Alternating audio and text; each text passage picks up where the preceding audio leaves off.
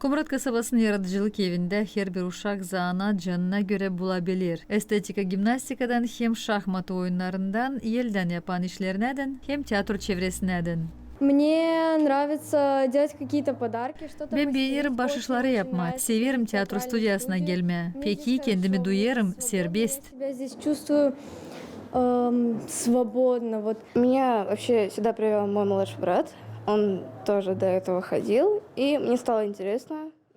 Beni buraya kardeşim getirdi. Meraklandım, istedim denemeyi becermeklerimi oldu. Pek sevinirim insanlarla dostlaşma, korkmama scenaya çıkma.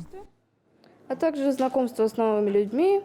Ну и бояться не надо. Как бы ты выходишь на публику, ты уже привыкаешь, что на тебя смотрят люди, как бы, и не надо там дрожать или в обморок там падать. Я научилась здесь играть в шахматы. Burada şahmataya oynamayı öğrendim. Defterlerimiz var, öğreniriz. Сначала я играл в шахматы как шашки. Ben biraz bilirdim şaşki şahmataya oynama. Burada tayı öğrendim. Я езжу сюда уже как минимум 2 года. Ben ikinci yıl buraya Kirsava'dan gelirim. Beğendim burasını. Меня этот кружок очень сильно заинтересовал. Я учусь его с 1 класса. Terbiye edenler öğrenirler halk oyunlarını hem vokal ince zanatını. Kahveleştirirler kendi becermeklerini müzika enstrümentlerinde. Я только вчера записалась. Ben dün Sefte geldim. Şansora iki akort Я öğrendim. знаю 2 аккорда. Продолжать развиваться. İsterim ilerlediğim çalışmalarımı daha iyi olsunlar bende. Bu peki. Потому что это очень классно. Я пока не выступала, но мечтаю выйти на сцену. Ben daha çıkmadım scenaya ama pek isterim. Biz türküleri, havaları öğreniriz. Yardım ederiz kim hemen geldi. Учим аккорды.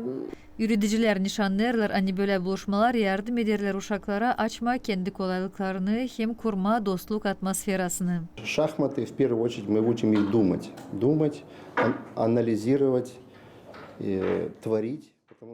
Bir süre deriz uşakları düşünsünler, analiz yapsınlar. Şahmatı bu spor, ince zanat, matematika. İnanırım hani onlar belki pek kavi şahmatist olmayacaklar ama iyi insanlar olacaklar. И я думаю, что с них получится очень хорошие, может быть, не шахматисты сильные, но хорошие, порядочные люди и личности, это точно. 4 из 5 учеников, которые принимали участие в конкурсе, взяли призовые места. 5 uşaktan 4'ü müzika hem türkü yarışmalarında ödüllendiler. Birinci, ikinci, üçüncü yeri aldılar. Hem de seyircilerin prizini kazandılar. Bu iyi çıkışlar.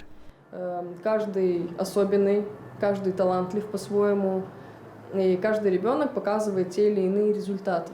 Желаю успехов, чтобы каждый ребенок стал.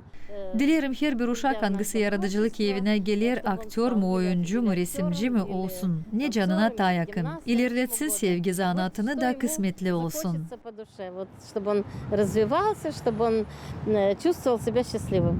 Yortunun hazırlayıcıları nişanlarlar, ani uşaklar bugün pay aldılar meraklı masterclasslarda. Şenlendiler hem iyi keyifle buraya her zaman gelecekler. Natalya Железова, Сергей Георгиев, Ирина Резунец, Haberler.